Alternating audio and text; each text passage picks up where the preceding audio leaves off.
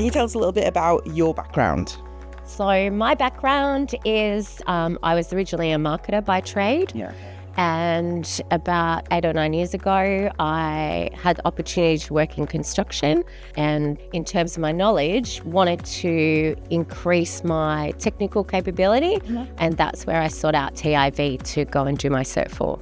So understanding how I, as the site manager, make my team safe as a first priority, and secondly, in those governance areas, making sure I'm compliant, I'm talking with the team about swims, I'm looking over the site, making sure people are safe and that we're doing what we need to comply to our requirements. Cert 4 definitely did its job because you clearly know what you're talking about and seem really passionate about it as well. I feel stronger in my role, and that I can provide better outcomes for our team because I've done that study.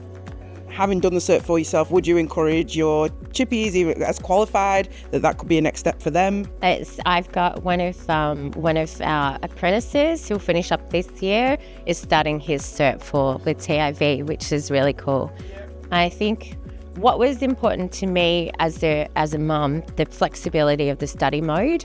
So because I had limited time to be able to do some of those study elements by Zoom, meant that I didn't lose that. I had extra study time without having to travel, which made it doable for me. And have you got any advice for anybody who's thinking about taking that step? I think the sooner you start, the sooner you get to finish. Yeah. I am really passionate about women in construction.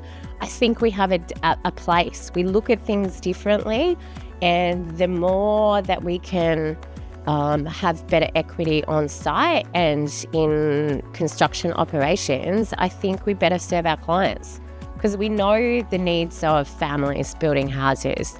And I think we can, have a different approach and really bring construction into a more modern and inclusive way of being. Couldn't agree more, honestly. That's awesome.